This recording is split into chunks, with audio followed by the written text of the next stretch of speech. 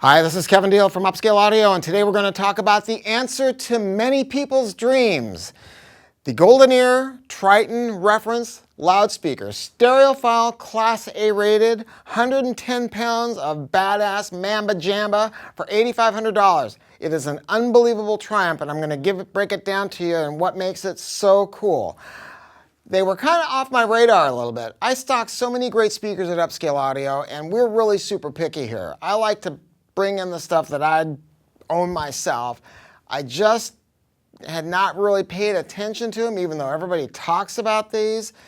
But I went to Expona, and I met with Sandy Gross, and they were using a Prima Luna amp to demo these, which we had lent to them for the show. And Sandy loved the Prima Luna, by the way, running in trial with this. And let me tell you something about our room. Our entire system cost less than the interconnects of the room next door, and our room sounded much better.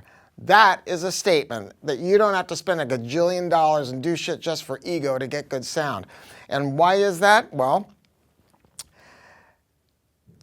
it's parts. Let's talk about the parts and just kind of break it down. First of all, this uses a Heil air motion transformer tweeter. They just call it air motion transformer. They don't call it Heil, maybe trademark stuff.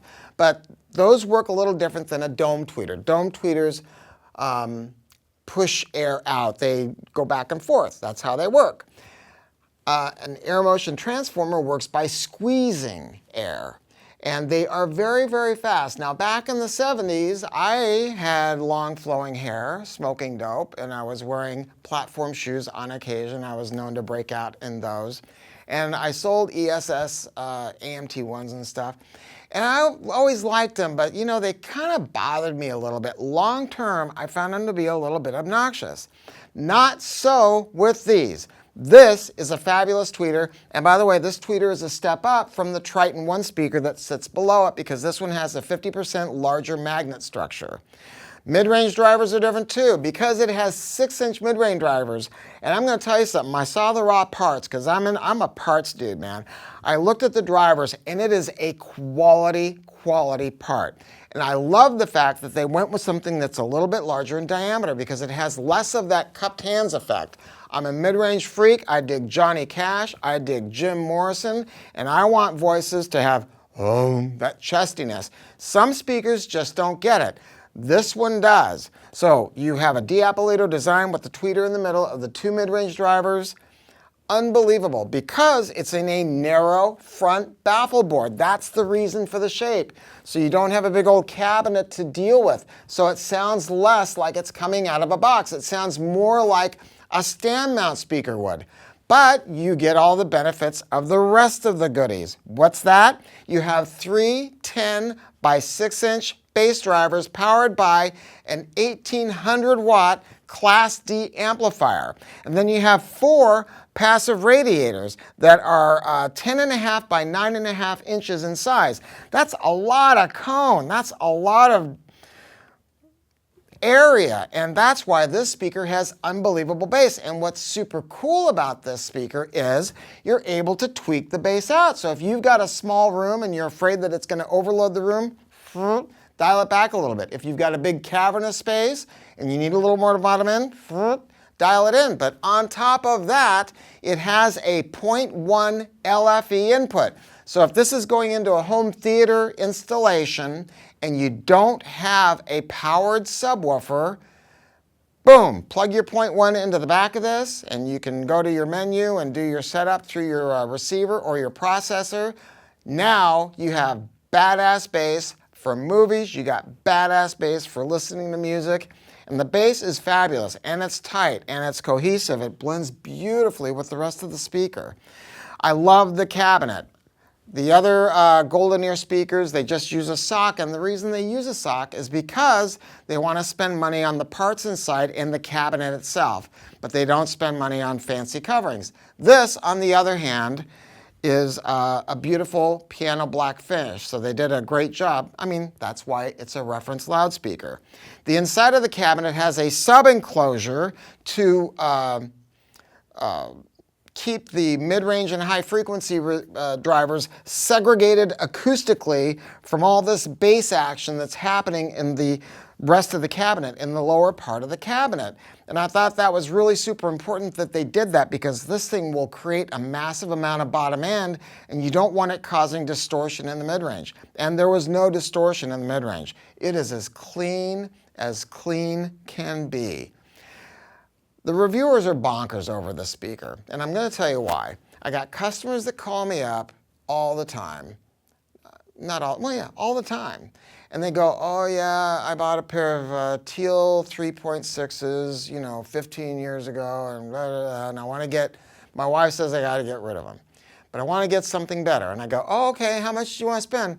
Well, I got to keep it under $10,000, but I want a speaker that's better. And I go, look, man, your teal 3.6s today are a $15,000 speaker. You bought those a long time ago.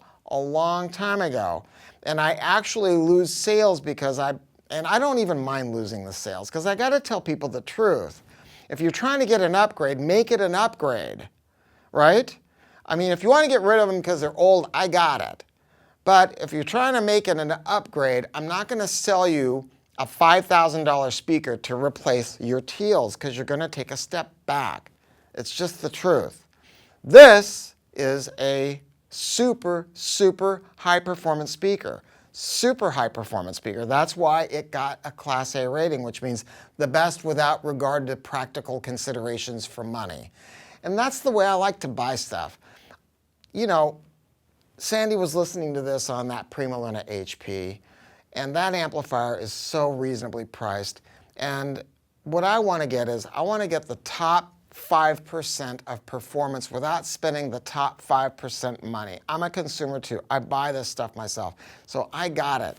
And that's what this speaker does, man. And we were listening to it, and Sandy loved it actually in triode. And I'm listening to it, I go, oh my God. Even a Prima Luna Dialogue integrated amp running in triode, 18 watts, makes this speaker sing because it's such a high sensitivity. 93.25 dB efficient. It doesn't require that much power. You could even run it with an SET amp as long as you're not like trying to be a crazy rock and roller. I mean, it puts it in a rarefied class for its ability to run with a lot of different amplifiers. So, man, I got to tell you something. I really dig it, but you might need to hear it yourself or give us a call. So we've got them on display in our beautiful 10,000 square foot store, or you can give us a call or go to our website. The people that work here, no one works on commission. We don't do that shit, because I don't want people to feel like they got to sell you on anything. And we also got to talk to you about where your head's at, because every customer is different, and we got to find out what really trips your trigger. And I hope my employees are doing that. I think they are.